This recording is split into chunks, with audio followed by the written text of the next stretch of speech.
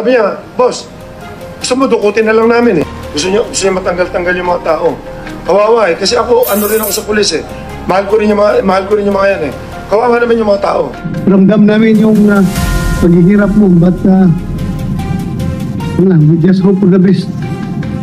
Sana buhay pa sila. At kung sila'y patay na, sana makita yung kanyang katawan. Kailangan po lagyan ng sustansya. At ang sustansya po nito ay yung pong salaysay nitong bagong revelasyon ng bagong testigo na to, si alias Totoy. Hindi naman kailangan na magkaroon ng complainant sapagkat ang Internal Affairs Service naman meron namang may kapangyarihan na tinatawag ng motu proprio investigation. At nagbigay na rin po, at kami naman ay sumusunod sa guidance po ng ating Chief PNP na ready po ang Philippine National Police na tugunan ang anumang revelasyon at anumang ilalabas po dito sa kaso ng missing sa Bungeros. Makakausad pero walang sustansya. Ibig sabihin, paano mo mabibigay yung talagang ebidensya kung wala ka naman mga piraso, mga pieces of the puzzle doon sa pangyayari. No? At yun naman ang naging hadlang doon sa issue ng missing sa Bungeros, sapagkat kulang talaga ng mga corroborative evidence para maturo kung sino yung mga sangkot dito sa missing sa Bungeros. Nakaladkad na rin ang 3 mambabatas sa kaso ng missing sa Bungeros, at maaaring may kinalaman daw ang krimen sa Sabong operations. Isang senador at 2 congressman ang itinuturong sangkot umano sa pagkawala ng 34 na sabungero. Ayon sa Politico.com, kasalukuyan ng bini-verify ni Justice Secretary Boyeng Remulla ang ilang revelasyon ng whistleblower na si alias Tutoy. Ayon daw kay alias Tutoy, kilala ang sangkot na senador sa kanyang isinasagawang outreach program. Ang 2 congressman naman ay ilan umano sa funders ng Sabong operations. Hindi pa raw sigurado kung ano ang papel talaga ng mga politikong ito sa pagkawala ng mga sabungero. Kahapon, kinumpirma ni Secretary Remulla na bukod sa lumulutang na alpha female celebrity, marami pa umanong high-profile individuals na sangkot sa krimen. Kabilang na riyan ang isang grupo ng mga pulis at ilang malalaking tao. So, lumulutan yung pangalan ni Gretchen Parejo doon sa mismo sa Bungeros. May ganun ba? I cannot comment on that yet. Kasi we have to, sabi ko nga, we have to validate a lot of data. Pero may ganung info din kayo na may artista nga na sa More than that. Marami pa. There are others. Iba pang artista? Basta, there are others. Ayon sa DOJ, patuloy pa rin ang isinasagawang case build-up para mapagtibay ang kaso laban sa mga itinuturong sospek, lalo na't makapangyarihan at maimpluwensya raw ang nasa ulo ng missing sa Bungeros case. Sinabi naman ng Supreme Court na bukas ang kanilang tanggapan sa hiling na meeting ni Secretary Remulla. Matatanda ang sinabi ni SOJ Remulla na nais niyang makausap si Chief Justice Alexander Hizmundo para ilahad ang mga balakid na kinakaharap ng ahensya sa investigasyon. Lalo na't inihayag ni alias Tutoy na kahit Supreme Court ay kayang maimpluwensyahan ng mastermind dahil marami raw itong pera para bilhin ang kaso. Ako po yung father ni Melbert Jan Santos at ako din po yung may-ari ng van na hinahire ni Julius Abilio. Nung pong ano kasi yan, nung January 12, nagsabi nga po na sabi sa akin pa baka matuloy ako ng Santa Cruz. Ngayon, ang sabi ng ano ko ay ipatensya na daw namin yung van baka nga matuloy. So ayun, pinayagan ko. But yun po ako po kasi nasa trabaho ako, kaya pinupunta-puntahan na lang po ako doon. At pagka ganun pong hindi ko nakita yung van doon, alam ko pong na umalis na po siya. Natuloy po yung renta. Kasi malimit po kasi na narerentahan ni Julius Abilio yung van. Kaya yun po. Then, nung umaga na po ng January 14, around mga 7 a.m., may nagpunta doon sa farm na ang sabi po, tayo baka yung sinataba po, may nakapagsabi lang po na nahuhold po sa Santa Cruz ay pakipuntahan po para po maagapan. Kasi siya din po kasi yung nagsabi po sa akin ay yun po ay naging tauhan ni Julius Abilio. Pakiulit mo, yung nakita mo. Yung pong nagsama sa amin doon sa Santa Cruz, doon sa Sabungan, Oo. yung po nagsamang tao na yun para malocate namin yung Sabungan, yun po ay naging tauhan din ni Julius Abilio. Kaya namin na-locate yung Sabungan.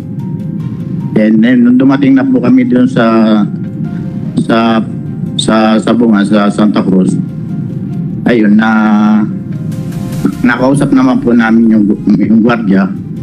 Ang kasama ko po noon ay yung kapatid po ni Fernandine.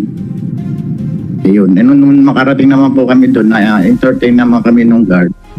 At ang sabi nga nung kasama, yung sumama sa amin na nagtatanong lang po kasi may nakapagsabi po na may nahuhold po mga tao diyan.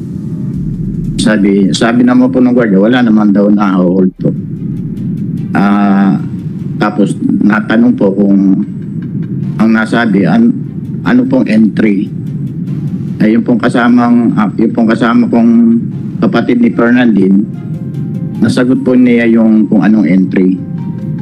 So, sinagot naman po na yung J&J Brothers Laguna, yung entry. Kasi sabi po ng guardian na lahat po rin na pumapasok doon at lumalabas, may gate pass. So, tinignan po doon sa gate pass, binuklat hanggang sa nakita nga po na pumasok po yung 4 na tao. Kasama ang anak mo. Yes, sir. Okay. Naroon po yung 4 na mga pangalan na yon.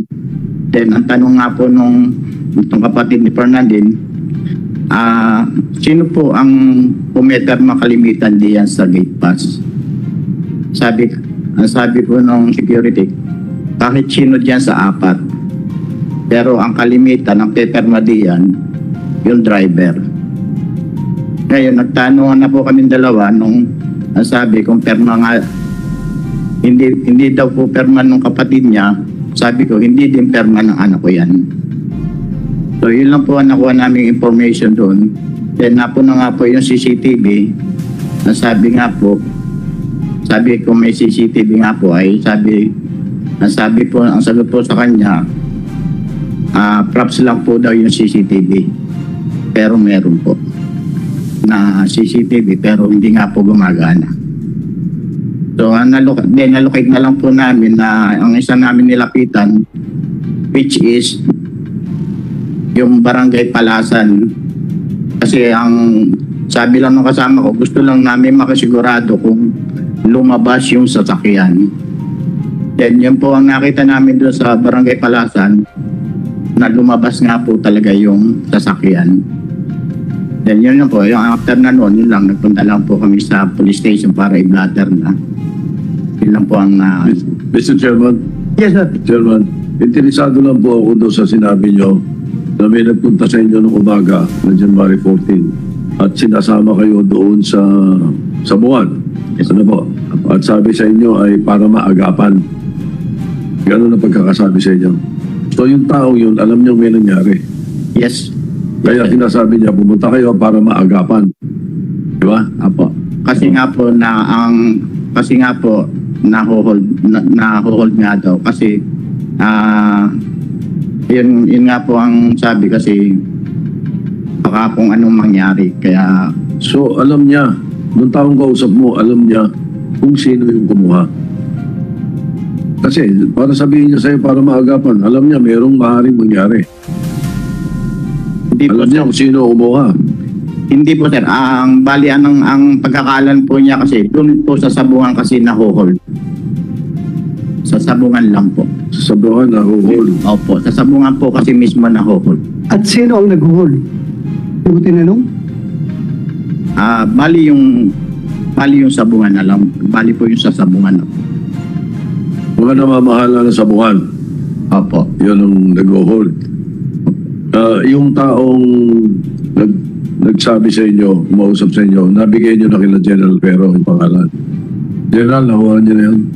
Naimbestigahan nyo na yun, another person of interest, dahil may alam siya.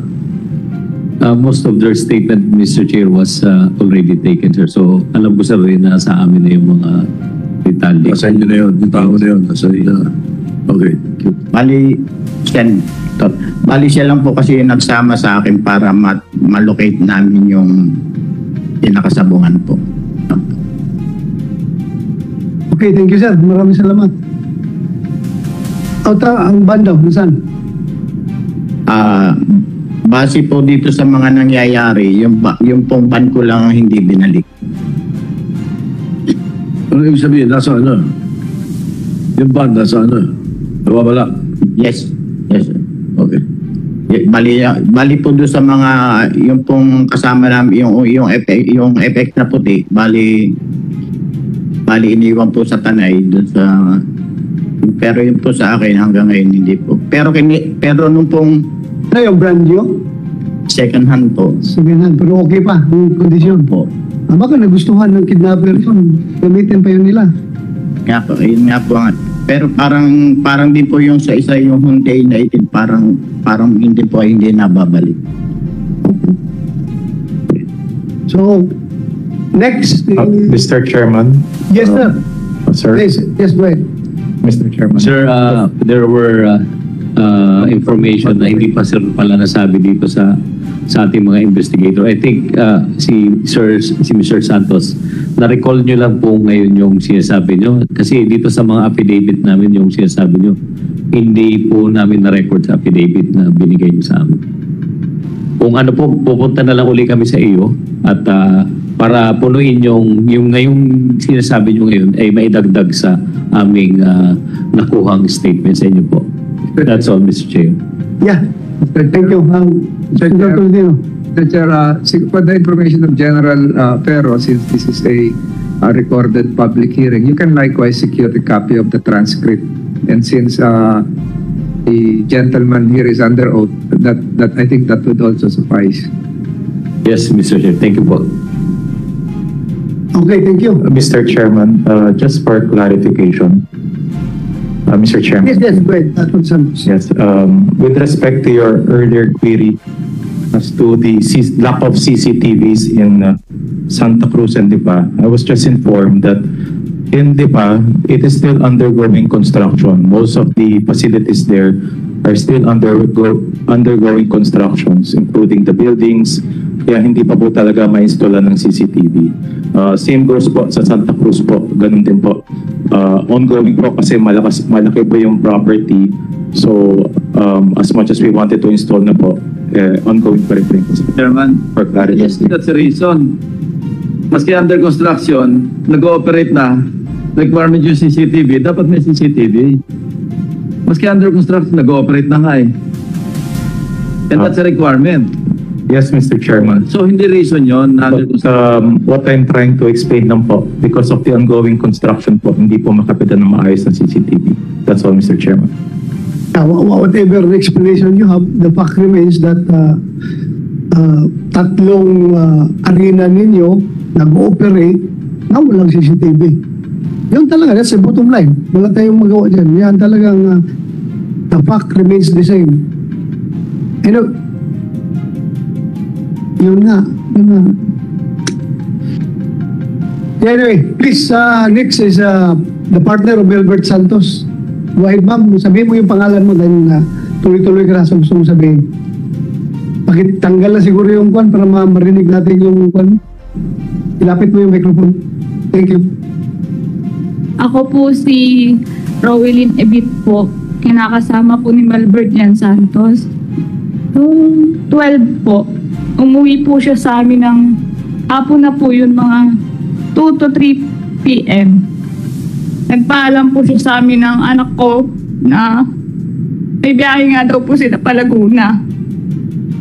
Tapos, ang nagsabi pa po siya sa amin na antayin daw po namin siyang mag-ina kasi pag uwi daw po niya, magpo-food trip daw po. Tapos nung time na, ayun na hapon na po, umalis na po siya, bumaba na po siya. Gawin niya po kasi yun, uuwi, tapos aalis para po bumiyahe pa Laguna. Nung time na po na bumiyahe siya, Papalaguna po yun, nag-live po siya noong January 12. Papalaguna po yun, Papa Santa Cruz. Tapos, tumawag po siya sa akin ng mga 11 p.m. po yun. Nandun na nga daw po siya sa farm ni Julius Habilio po. Kasi, sinundo na po niya dun yung asawa nga po, si Magbanua, yung po nag-aalaga ng manok. Sabi po niya sa akin, tatawag na daw po siya ulit, magkakarga lang po daw po sila ng manok. Tapos yun na po yung huling contact namin, hindi na po siya tumawag ulit. Hindi na rin po siya nagre-reply sa tawag namin. Hanggang sa nalaman ko po na, hindi nga po sa kapatid po ng asawa ko na si kuya nga daw po niya, naho-hold sa sabungan. Excuse me ha, sa inyong dalawa, may nakakakilala ba kay Sabilio? Namit na ba niyo yung Sabilio na yun? Wala, hindi po namin namit po. Hindi pa niyo namit? Kayo po, kayo. Namit mo? Sino nakamit kaya Sabilio? Kayo, tatlo. Pagkatapos ito, tanungin ko kayo kung anong tingin nyo kay Sabilio. Ha? Sige po, tuloy po. Tapos po nung time na hindi na po namin siya makontak, kung kani-kanino na po kami lumapit para po mahanap siya. Kasi hindi na po siya umuwi sa amin. Hanggang sa nagpamilya na po kami. Kasi nababagalan po talaga kami gawa ng buhay po ng mga mahal namin sa buhay nakasalalay dito eh. Para po kasi kami nangangapa.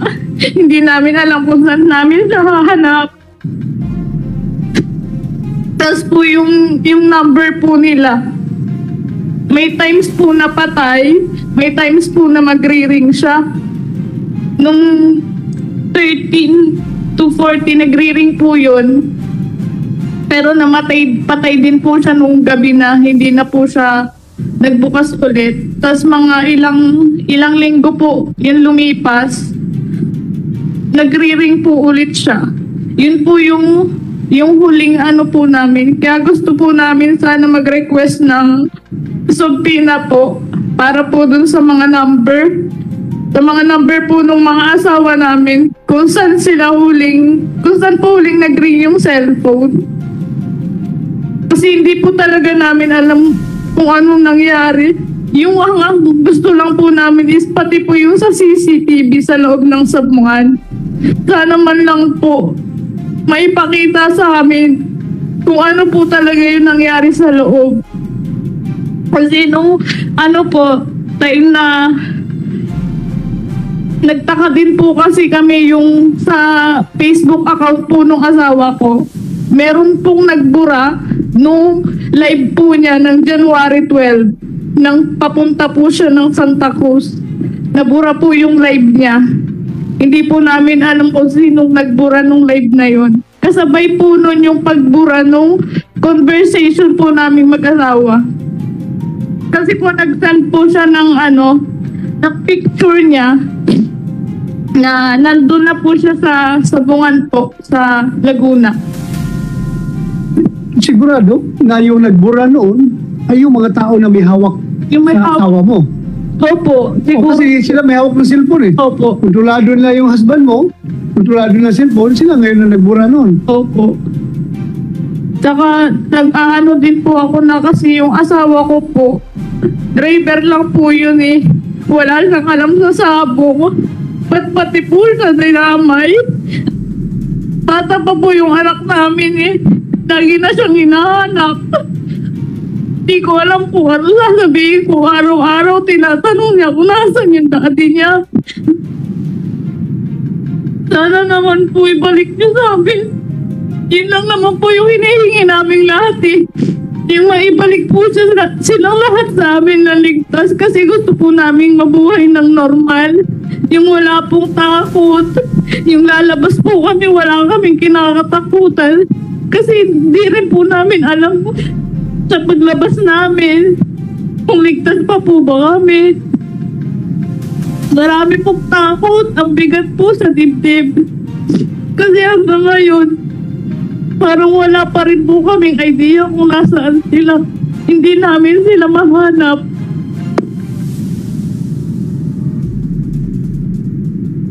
Sige, maraming salamat ha. Thank you very much. Ramdam namin yung paghihirap mo, but we just hope for the best. Sana buhay pa sila. At kung sila'y patay na, sana makita yung kanyang katawan. Bali, anong trabaho nila, ma'am? Si Nomer po, handler siya na ng bali, handler. Opo. Yung isa? Ng mga manok din ni Pak. Manok ni Pak? Opo. Yung isa?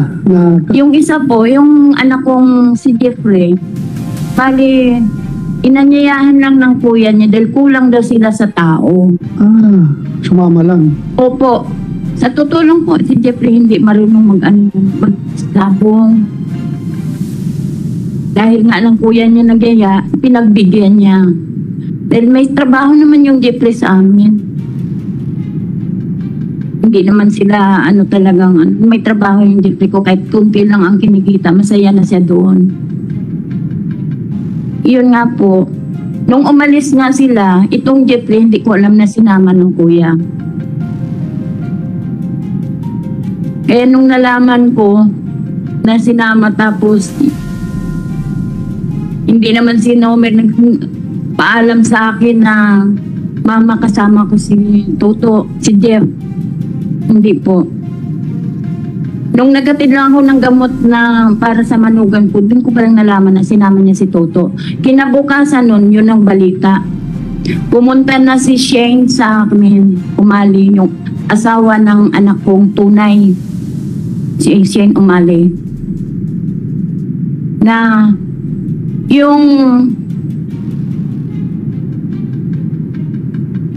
yung cellphone ni Toto, ni Jeffrey, nakita sa kalumpit. Doon na kami nagtaka. Bakit sa kalumpit? Sino nakakita? May nakakita lang po kasi tinawagan ni Shane yung mga cellphone nila, hindi nga sila po makontak. Okay. Tapos, tinawagan nila yung cellphone ni Toto na kontak. Okay. May nakapulot daw doon sa kalumpit. Tapos, saan ang yung cellphone? Ngayon ang cellphone nasa na ng CIDG? Opo. Nasa inyo na ang cellphone nito? Na-recover? Basta kinuha ng nag-imbestiga. Sino nag-imbestiga? Anak, halika nga dito. Hindi ko kasi magan. Aba. Na-turn over sa inyo? CIDG, ang cellphone na na-recover? PNP ata ang kumuha. Local police. Sa Krami po. Nasa Krami na? Opo. Wait. Yan ang asawa ni Jeffrey. Asawa ni Jeffrey? Opo. May 2 silang anak. Ay, 3. Sir Chair, yung cellphone daw sir na sabi ng PD ng Bulacan sir pinadala sa ACG through RACO Region 3. Salamat.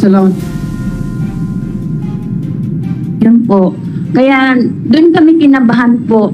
Bakit andoon yung Kinabukasan, kumilos nung 2 kong manugang, si Shane at saka si Arian, nakunin nila yung cellphone ni Toto sa barangay ng Kalumpit. Doon na pagbalik nila mga bandang 2:00 ng hapon, naispatan nila nga yung sinasakyan ng mga anak ko, yung inarkila ng anak ko na van, doon sa may Kalumpit din sa tabi ng daan, sa tabi ng kalsada. Kaya, nung makumpirma namin na nga yun yung van, agad-agad kami nagsipuntahan kami doon. andun yung mga gamit nila. Kumpleto ang gamit ng mga anak ko, pati yung mga kasamahan niya. Kumpleto po. Pero sila lang ang wala. Kaya napakasakit po. Hindi mo malaman kung ano nangyari sa kanila. Hanggang ngayon po wala kaming lead kung ano ang mangyayari. Sige po ma'am, we will hope na after this hearing, meron tayong makikita magandang development. Maraming nakikinig ngayon, at sigurado ko yung ibang suspects doon Sana, ay... sino man humahawak sa kanila. Bigyan naman nila ng chance. Kasi yung iba doon tulad ni Toto, ni Jeffrey, walang alam yun sa sabong. Sinama lang ng kapatid. Yung anak kong pananay ang may ano nang tagadala siya ng tagakuha siya sa farm. Mag-ano siya doon sa entry na yon. Ewan ko kung mga anong entry na yon. Wala akong alam. Sige po ma'am, at sana nagkaroon ng magandang development. Meron ka pa sasabihin? Wala na po, yun lang po. Maraming salamat po. Maraming salamat. Thank you. Thank you. Si sister ni Edgar Malaka, ano trabaho ni Edgar? Ano trabaho ni Edgar? Kagawad at the same time, paano siya na-involved doon sa grupo na yun na umalis? Magsusugal lang o gaffer siya or keeper siya or handler? Kaya lang po siya nakilala ni Pac kasi po nung time po na naglaban po sila ng San Fernando, wala po silang mananari. Siya po yung nabunot nila. Mula po noon, kinuha na po nilang mananari yung kapatid ko. Okay, so mananari siya. Thank you, thank you. Maraming salamat. So, ma'am, thank you ha. Maraming salamat. Patuloy na tayo magdadasal na sana buhay pa at makikita natin sila muli. Thank you ha. So from here, we will proceed to case number 4. Case number 4. Well, wala atang dumating na pamilya ng mga victims ng case number 4. Diretso na tayo sa PNP, yung inyong update sa investigation.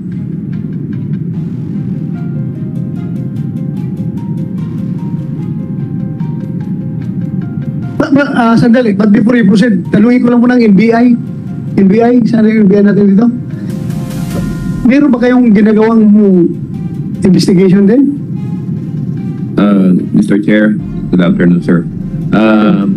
We received an instruction, a department order from the Secretary of Justice last February 17, and an order was issued by our director dated February 21, ordering us to immediately begin investigation on these cases. The NCR, and our criminal intelligence group, and my region 4A is coordinating with each other for this investigation, sir, and also together with our counterparts. Mr. Chair. Yeah, thank you for that. I suggest na magtutulungan kayo, tulungan natin ito. Tulungan kayo with the PNP para mabilis yung takbo ng investigation.